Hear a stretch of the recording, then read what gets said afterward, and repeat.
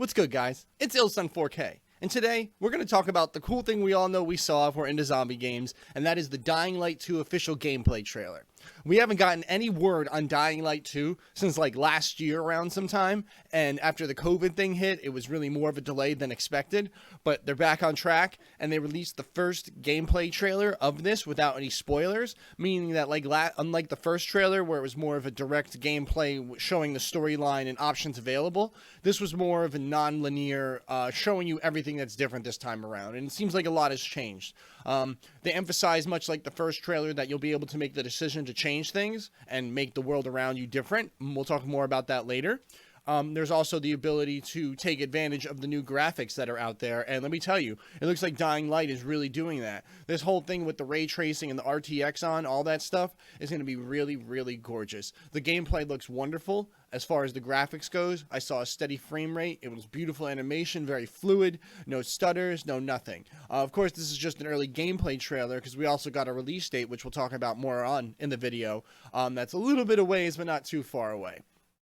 Moving forward, they talk about the new gameplay mechanics and what you can do in terms of choosing your stories.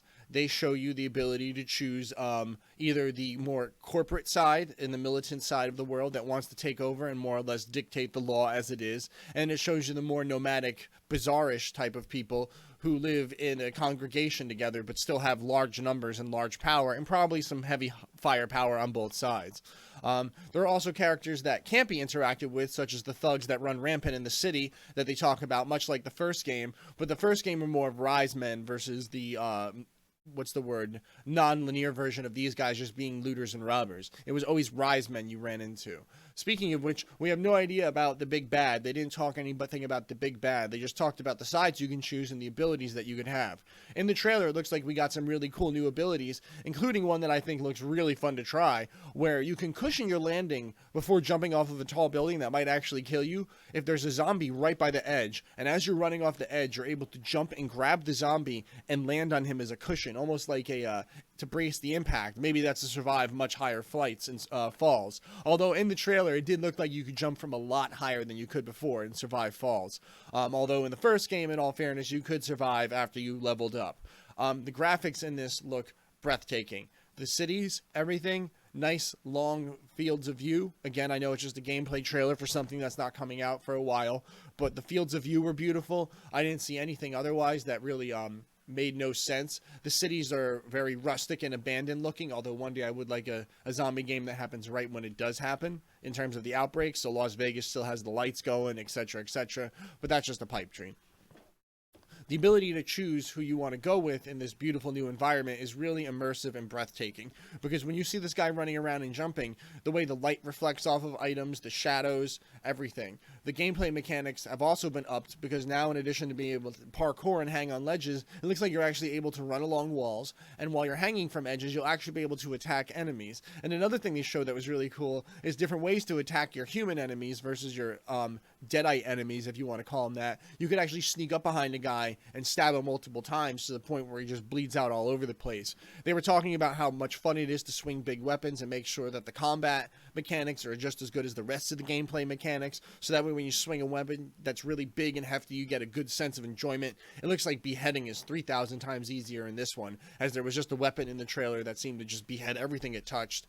Human enemies looked like they could actually have their legs amputated, if what I saw was correct, and there's way, way, way more blood. The death animations, of course, with these new graphics are fantastic. Moving forward from there, they talk about the night aspect, and the night aspect brings out a really interesting graphical thing I want to talk about.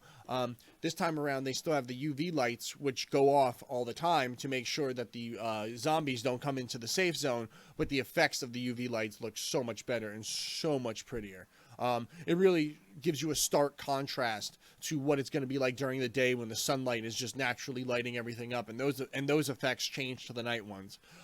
It seems like the virals this time around at night are way more faster. I saw this guy getting bombarded by at least, God, it must have been like 6 of them on a roof in the trailer, and that's a lot more than the 1 or 2 you might get hit by. And they weren't even like the super virals, which we also saw in the trailer, which looked fantastic. They were the regular virals. And then when we did see the super virals, we saw another variation of them that seems even scarier, that has a forearm affair, but we only really saw the back of it. We did see a regular super viral drop down from the ceiling and give us a good scare in that as well. It seems that we're going to get really, really improved gameplay mechanics at night, because night during the first game was very nerve-wracking, but of course in 2020 that's a very limited aspect and feel. This time around it seems more organic and less linear, and more in the fact that anything can happen. And I'm really excited for that, because the first Dying Light was straight up a great game. And now we go into the storyline, where not only are you trying to decide if you can trust these bizarre village people, nomads, or if you can trust these corpos and trying to defend yourself, that you're also trying to, quote-unquote, stay human, which is, of course, in the name of the title, Dying Light 2 Stay Human. So it seems like the whole antizin thing is back, and the fact that you can turn into a zombie again is, of course, always a looming problem, and you have to try and maintain humanity. Maybe that'll be a little less, like I said, been saying a lot, a little less linear, where it only happens at XYZ points. Maybe you'll actually have to worry about it during gameplay, like real-time status, like the way you would worry about fuel in Days Gone, or whatever one it is where you drive the car or the motorcycle.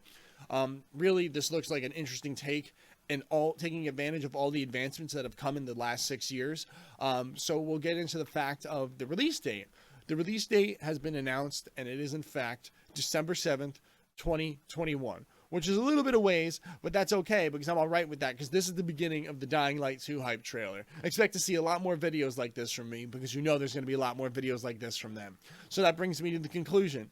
Are you excited for Dying Light 2? I know I am. Everything seems so much better. The fire, the Molotovs, the attacks, the weapons, the enemies, the AI, everything just seems so advanced that I can't not be excited for it. And even though it's a little bit of ways, there's some other zombie games to play. And of course, Resident Evil 8 and the Days Gone just came to PC. I'm a PC guy.